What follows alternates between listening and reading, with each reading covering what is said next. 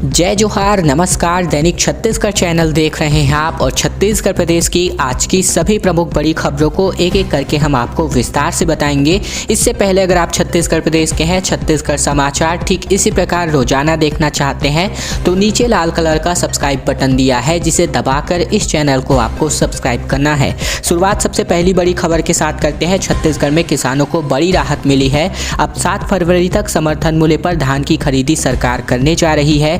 मुख्यमंत्री ने तारीख बढ़ाने का ऐलान कर दिया है। दरअसल छत्तीसगढ़ में सरकार ने किसानों को बड़ी राहत दी है। अब सरकार न्यूनतम समर्थन मूल्य पर 7 फरवरी तक धान की खरीदी जारी रखेगी। मुख्यमंत्री भूपेश बघेल ने बीते दिन धान खरीदी की समय सीमा 1 सप्ताह तक आगे बढ़ाने की घोषणा की है। पहले सरकारी खरीदी की अंतिम तारीख 31 जनवरी 2022 तक निर्धारित की गई थी। मुख्यमंत्री बघेल ने कहा कि धान बेचने के लिए किसानों को चिंता करने की कोई जरूरत नहीं है। खरीदी की समय सीमा बढ़ाई जा रही है और इससे पहले मुख्यमंत्री कह चुके हैं कि पंजीकृत सभी किसानों से धान खरीदा जाएगा। अगर जरूरत पड़ती है तो धान की खरीदी की तारीख को आगे भी बढ़ाया जा सकता है।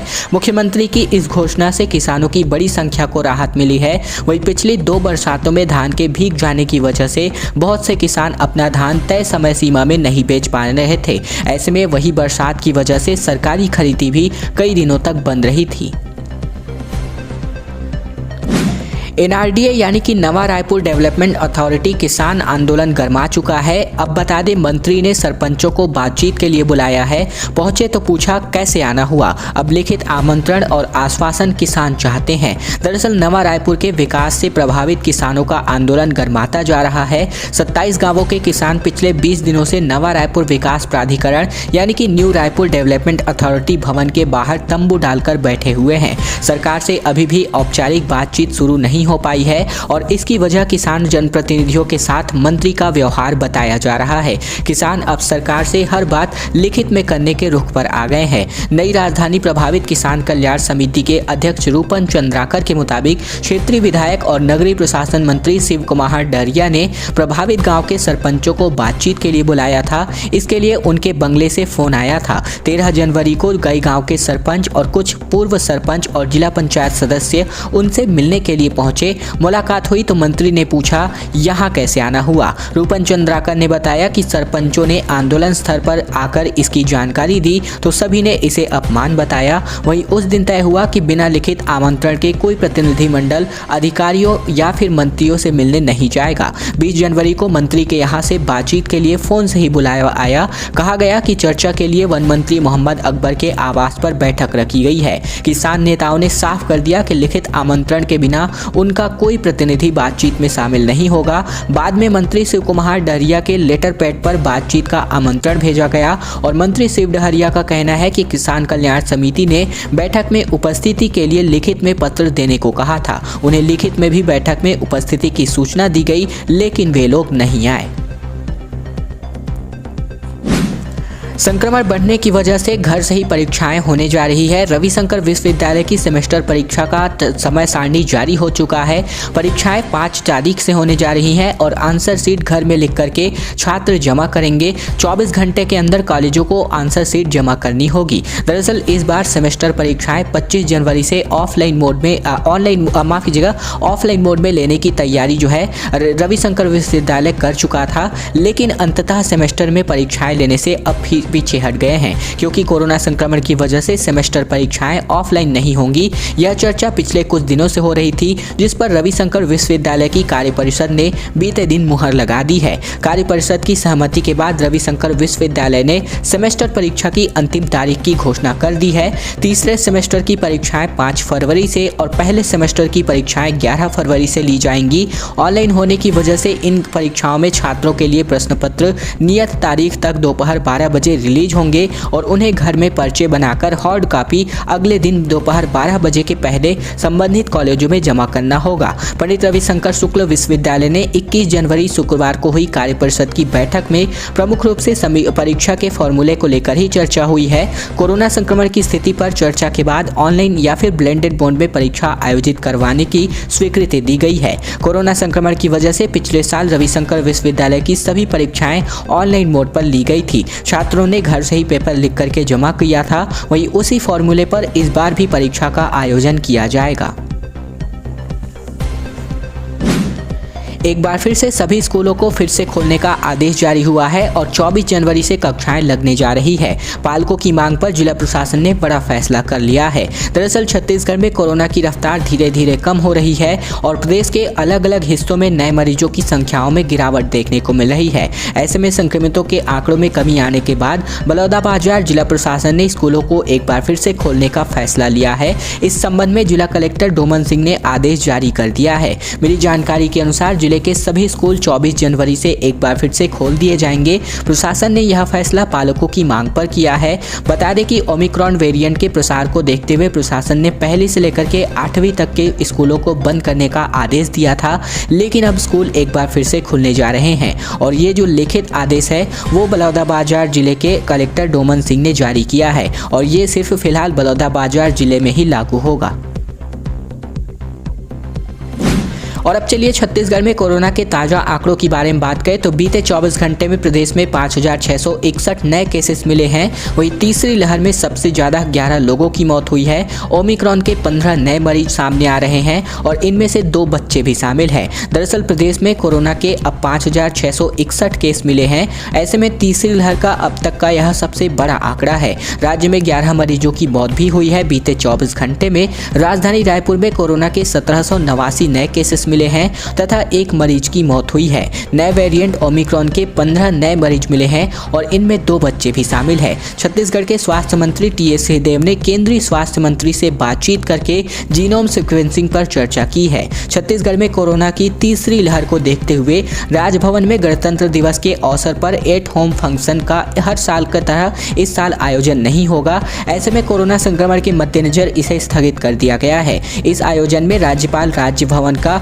हर खास और आम नागरिक से मुलाकात करती हैं, लेकिन इस बार ये कार्यक्रम रद्द रहेगा। छत्तीसगढ़ में तीसरी लहर के दौरान पहली बार एक दिन में 15 मरीजों की मौत से मचे हड़कंप के बीच बदलाव शुरू हो गए हैं। राज्य सरकार के स्वास्थ्य विभाग का प्रमुख सचिव बदल दिया गया है। वहीं डॉक्टर आलोक शुक्ला की जगह पर डॉक्टर मनिंदर कौर द्विवेदी अब स्वास्थ्य विभाग की जिम्मेदारी संभालेंगी। इस बीच कोरोना से हुई मौतों की पड़ताल शुरू की गई है। विभाग ने कोरोना से मरने वालों में से किसी नए वेरिएंट की आशंकाओं को देखते हुए जांच कराने का फैसला लिया है। तो वही कोरोना संक्रमित व्यक्तियों को उनके स्वस्थ होने के 3 महीने बाद कोरोना से बचाव का टीका लगाया जाएगा। केंद्रीय स्वास्थ्य मंत्रालय ने नई गाइडलाइन जारी की है। छत्तीसगढ़ में ओलावृष्टि की चेतावनी जारी की गई है और इस बीच सरगुजा, बिलासपुर, रायपुर और दुर्ग जिले में ओले गिर सकते हैं। वहीं 48 घंटों के लिए अलर्ट जारी हुआ है। छत्तीसगढ़ के 4 संभागों के कुछ जिलों में 1-2 स्थानों पर ओले गिरने की संभावना बन रही है। मौसम विभाग ने अगले 48 घंटे के लिए सरगुजा, बिलासपुर संभाग और उससे लगे रायपुर, दुर्ग संभाग के जिलों के लिए चेतावनी जारी की है। चेतावनी में प्रशासन को सावधान और अपडेट रहने को कहा गया है। मौसम विभाग के मुताबिक शाम से ही सरगुजा और बिलासपुर संभाग में मौसम बदल गया है।